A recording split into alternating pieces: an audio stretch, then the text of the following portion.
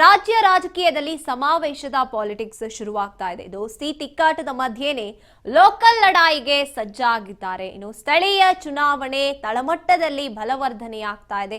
ಹಾವೇರಿಯಲ್ಲಿ ಕಾಂಗ್ರೆಸ್, ಹಾಸನದಲ್ಲಿ ದಳ ಕಹಳೆಯನ್ನ ಊದ್ತಾ ಇರುವಂತದ್ದು. ರಾಜ್ಯ ರಾಜಕೀಯದಲ್ಲಿ ಸಮಾವೇಶದ ಪಾಲಿಟಿಕ್ಸ್ ಶುರುವಾಗ್ತಾ ಇದೆ.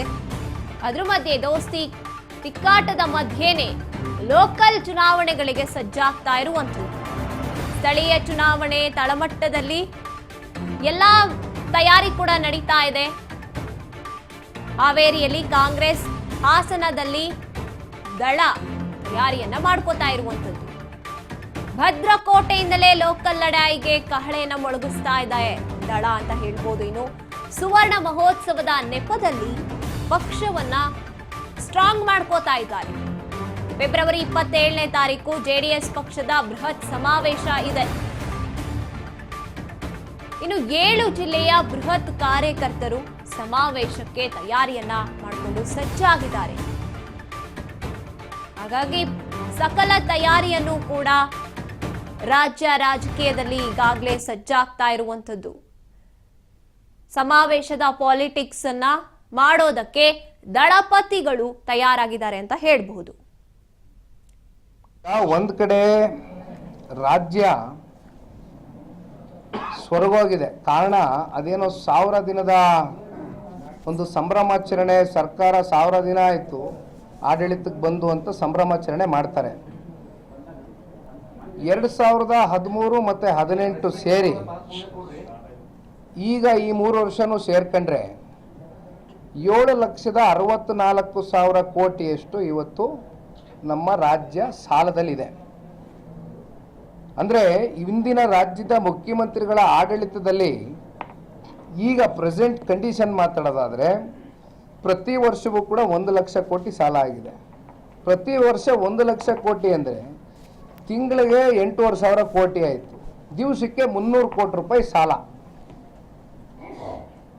ಇಂಥ ಒಂದು ಕಂಡೀಷನ್ನಲ್ಲಿ ಕೇಂದ್ರದ ನಾಯಕರ ಜೊತೆ ಹೋಗಿ ಕೂತು ಈ ರಾಜ್ಯದ ಸಮಗ್ರ ಅಭಿವೃದ್ಧಿ ದೃಷ್ಟಿಯಿಂದ ಹೋಗಿ ಕೂರ್ತಾ ಇದ್ದಾರಾ?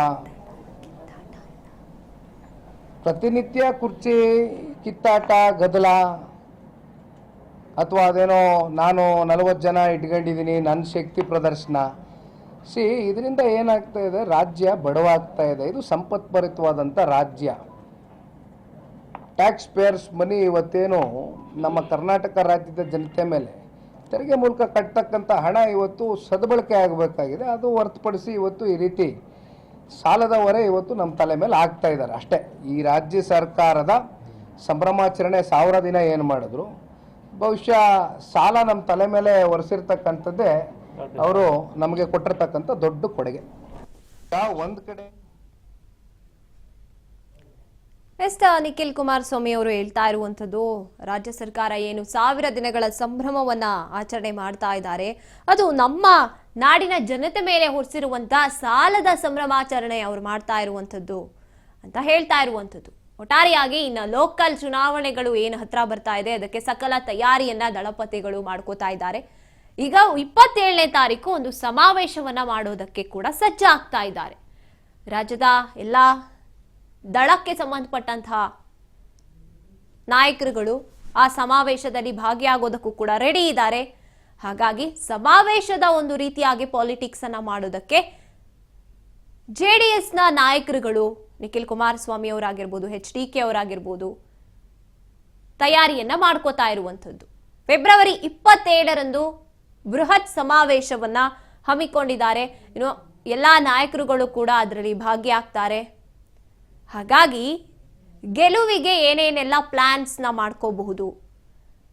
ಇನ್ನು ಮೈತ್ರಿಯಾಗಿ ಮುಂದುವರಿತಾರ ಅಥವಾ ಸಪರೇಟ್ ಆಗಿ ದಳ ಸಪರೇಟ್, ಬಿಜೆಪಿ ಸಪರೇಟ್ ಅಂತ ಇನ್ನೂ ಕೂಡ ಗೊಂದಲವನ್ನ ಉಂಟು ಮಾಡುವಂತ ಹೇಳಿಕೆಗಳನ್ನ ನಾಯಕರುಗಳು ಕೊಡ್ತಾ ಇದ್ದಾರೆ. ಆದ್ರೆ ಈಗ JDS ಸಪರೇಟ್ ಆಗಿ 27ನೇ ತಾರೀಕು ಸಮಾವೇಶವನ್ನ ಹಮ್ಮಿಕೊಂಡಿರುವಂತದ್ದು ಒಂದ್ ಕಡೆ ಕ್ಲೂ ಕೊಡೋಕ್ ತಯಾರಾಗ್ತಿದಾರಾ, ನಾವು ಸಪರೇಟ್ ಆಗಿ ಇಂಡಿಪೆಂಡೆಂಟ್ ಆಗಿ ನಾವು ಅಖಾಡಕ್ಕೆ ಹಿಡಿತೀವಿ ಲೋಕಲ್ ಎಲೆಕ್ಷನ್ಗಳಲ್ಲಿ ಅಂತ. ಇದೆಲ್ಲವೂ ಕೂಡ 27ನೇ ತಾರೀಕು ಸಮಾವೇಶದಲ್ಲಿ ಏನೇನೆಲ್ಲ ಆಗತ್ತೆ ಬೆಳವಣಿಗೆಗಳು, ಅದರ ಮೇಲೆ ನಿರ್ಧಾರ ಆಗುತ್ತೆ.